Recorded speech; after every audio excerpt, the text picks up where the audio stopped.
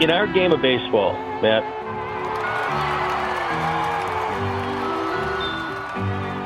that's where our game, and I say our because I love it so much. Go figure, that's our game. You just never know. Hello, baseball people, and welcome in to Our Game, Episode 2.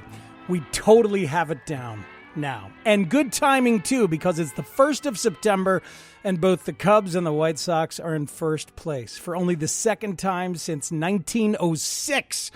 Embrace it. I hope you are. I am. Thanks to 670 The Score for some of those drops. Thank you to Steve Stone, Ron Coomer, and Roger Clemens, and all of you for your participation in Our Game. Our Game is looking good. That trade deadline was really fun. Didn't expect it to be. Instead, 17 trades total, I think it was the deadline. You didn't have big starting pitchers go other than Mike Clevenger. But other than that, lots of activity. And both teams in this town, very, very active. We're going to discuss that. We're going to tie the room together in terms of the Cubs teaching the Sox. And we've got Bloop Hits for you later on as well. But what did the White Sox and Cubs tell you at the trade deadline? We'll start right there.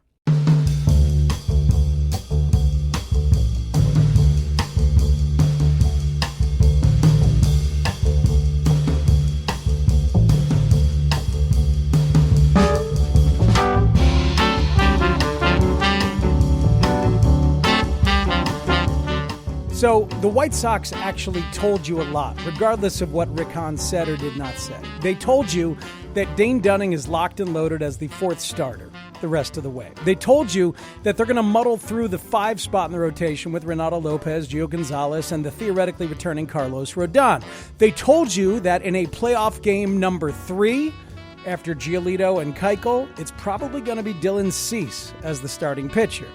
They told you they were not ready to declare which of their young pitching prospects they were willing to give up on.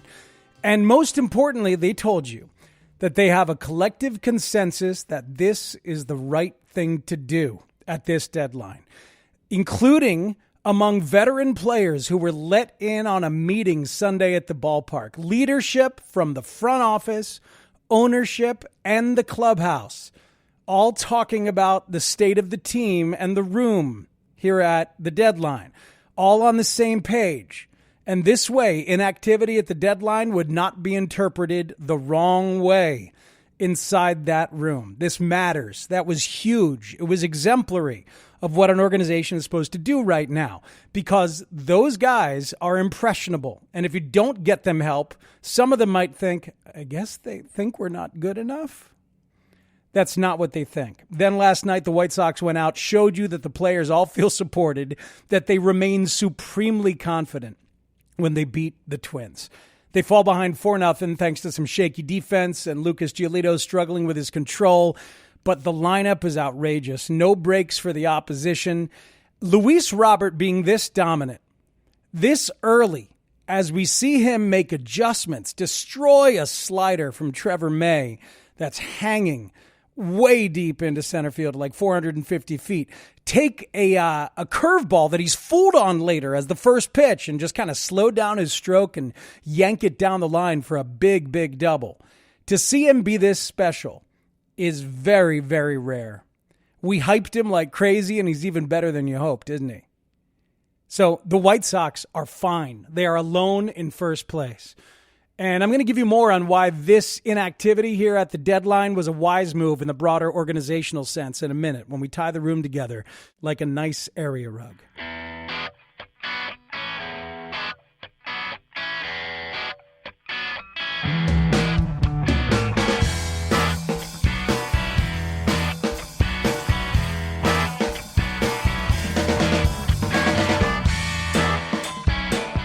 All right, so flip side. What did the Cubs tell you? Theo and Jed told you that they believe in this team and they want this first place team to feel believed in. So they got them some help. Jose Martinez, Cameron Maybin. Those are solid additions, necessary right-handed bats until Steven Souza returns, or not, until Chris Bryant returns, and in place of Albert Almora. because they also told you that they understand. They have finally given up hope on Albert Almora being more than what he appears to be. And that's a fifth outfielder. It's sad. That's the first draft pick of the Theo Epstein era. He's the man who pinch ran for Kyle Schwarber in Game 7, 2016. Made a terrific base running play to advance to second on Chris Bryant's deep fly ball. It's sad. Albert is an exemplary guy. Albert is a terrific guy. I talked to him a lot in his first few years. Thoughtful, earnest, passionate, just could not hit. Hitting is hard. Might be the hardest thing in all of sports. Albert has trouble with it against lefties, against righties, everybody. And this is it for Albert Almora in terms of being trusted as a consequential piece of this Cubs team. So they told you that. And they told you they knew they needed left-handers for the bullpen to add to Kyle Ryan, but that money was a big, big, big concern. Look, they got Andrew Chafin from Arizona. He's really good. Career OPS against of 696. He kills lefties. Career OPS against for lefties of 616. But he's hurt. They need him to recover and return. He's hurt right now. He may not be back in time to help. Look at the money. This is entertaining to me as well as informative. The Diamondbacks paid his salary down to the league minimum in making the trade. So if you take the minimum and prorate it by, 15 games, because there's 24 left right now, and he's not back now. Let's say he's back for 15 games. The Cubs owe him $52,000. $52,000. And at that point, then they'll have to give the Diamondbacks something in trade. As of right now, it's conditional. If he doesn't come back and play, all the Cubs owe is that $52,000, and they don't have to send the Diamondbacks anything. So it is a completely risk-free flyer. The other lefty they got, Josh Osich, very cheap as well. $850,000 is his salary, prorated for the remaining 25 games or so. $136K. Cubs can afford that. There's only one problem. He's a loogie, a left-handed one-out guy in a league that doesn't really facilitate their usage very much anymore. So danger for David Ross in the utility of Josh Osich. But Theo and Jed and the Cubs told you that they are going for it. There's no sell-off. There's no minor sell-off. And there were indeed additions. That this bunch, you guys should be able to hang in the National League come playoff time. Now, let's tie it together a little bit. I hope that the White Sox, and I hope White Sox fans have learned from the Cubs' past to feel better about the inactivity right here at the deadline. Your job as an organization is to self-scout your assets and know which ones you could give away and which ones you should not. It can be very difficult, and timing might not be on your side. Gleyber Torres was in the Cubs system and considered tradable in 2016 because he had never been above A-ball, hadn't had an OPS over 800 in those low minors, and Addison Russell was the 22-year-old starting shortstop. Javier Baez was the 23-year-old utility infielder playing everywhere with great promise. Both those guys were further along than Gleyber Torres. The team was using them. There wasn't going to be a spot, probably. So he's included as part of the Aroldis Chapman trade. The timing didn't help. But did they know Torres was going to be what he is? He exploded in the Yankees system. They did like him a lot, but then he got even better in the Yankees minors. And, of course, was a guy who hit 38 homers with 90 ribs last year, all playing a very, very good middle infield. The next year, Jorge Soler was considered tradable because the outfield was full. Kyle Schwarber, age 23. Albert Almora at 24, with less proof then of what he is now. Hayward locked and loaded on the big contract at 27. Bryant and Contreras could play the outfield too. Eloy Jimenez was behind Soler in the pipeline. And Soler had just had cups of coffee in the bigs and really hadn't shown the ability to shorten that swing every once in a while, nor make enough steady, hard contact to become what he eventually became, the first Royal in the history of baseball to hit 40 home runs, which is crazy. He did that last year. About 6 months after that trade, when Soler was dealt for Wade Davis, Eloy was considered tradable, on the fringe anyway, because some of those same guys, plus by then Ian Happ had debuted and showed you that you had one more guy. at the big league level already. So Eloy included with Dylan Cease in the Quintana trade.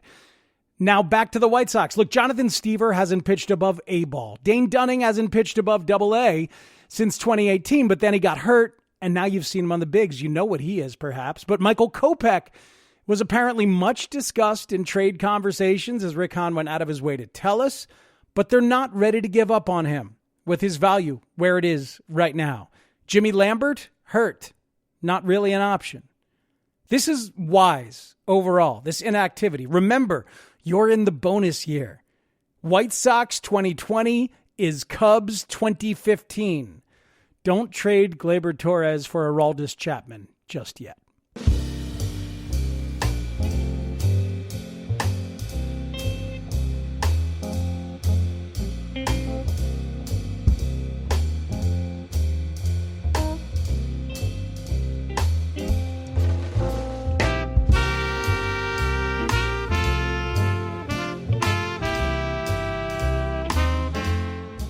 Time now for some Bloop Hits to wrap up Our Game, Episode 2, right here. I am Matt Spiegel.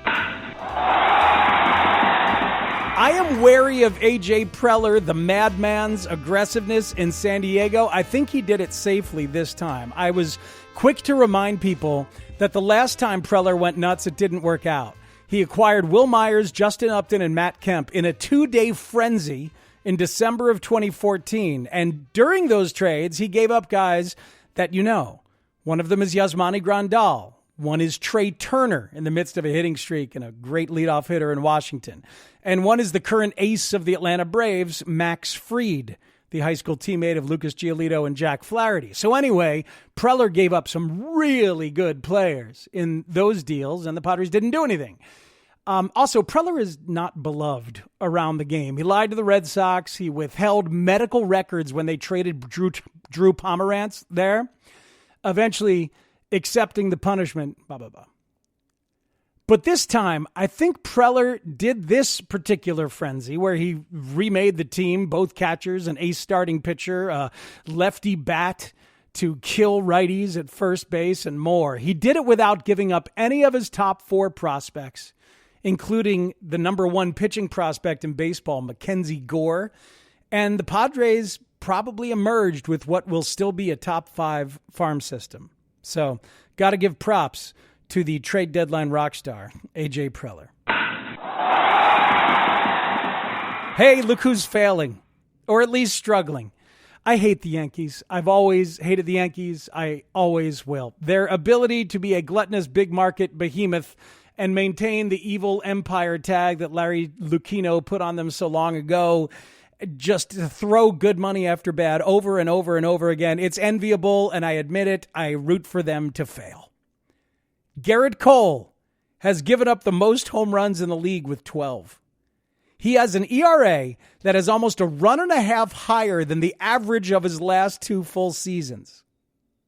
His strikeouts per 9 are down. He's talking after games like he thinks he might be tipping pitches. I don't know. Well, here's what I do know. There's only 8 years and a little more than $300 million left on that deal. Good luck, Yankees. For a final Bloop Hit, hey, look, it's a speed cam on MLB Network. Did you see this on Sunday? Probably not. That's why I'm telling you about it here. It's brand new technology straight from 1996. Actually, it was awesome. And I think that new television technology is perfect audio podcast material. The Speed Cam is a gyroscopic stabilized camera that rides on tracks placed atop the first base dugout. It moves as fast as a base runner heading from home to first base. It's going to give you some perspective of the speed the runners are moving at. Don't end your sentences with the preposition, Spiegel. Too late. This camera is made easier by having no fans, so they're trying it out. But here's why I referenced 1996. Anybody else remember those Atlanta Olympic Games? You remember track and field? They used the speed cam there. They ended up calling it the fly cam. It was amazing. Michael Johnson's speed is burned into my brain because of it. You have since seen the speed cam in XFL games, at swimming events, in many different sports, but never baseball. I'd like to welcome baseball to the mid-90s.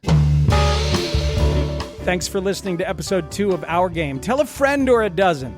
It's short, it's sweet, it cuts to the chase, and it certainly tides me over between appearances and talk shows on 670 The Score. Find me at Twitter at MattSpiegel670, and go to the website, mattspiegel.com, where you'll see the latest podcast. You'll see the latest good comp, bad comp that Jason Benetti and I have done. You'll hear music from me and Len Casper in the 45 and any other related Spiegelia that you would like to see. Thank you for the music today. The Chicago Soul Jazz Collective, featuring John Fournier. Man, they're cool. And this stuff is fun. It's what you're hearing right now. Also, thank you to my old friend Jeff Freeling for his track Good For, which you also heard. Have a great day. Have a great week, everybody. And welcome people in, if they deserve it, to Our Game.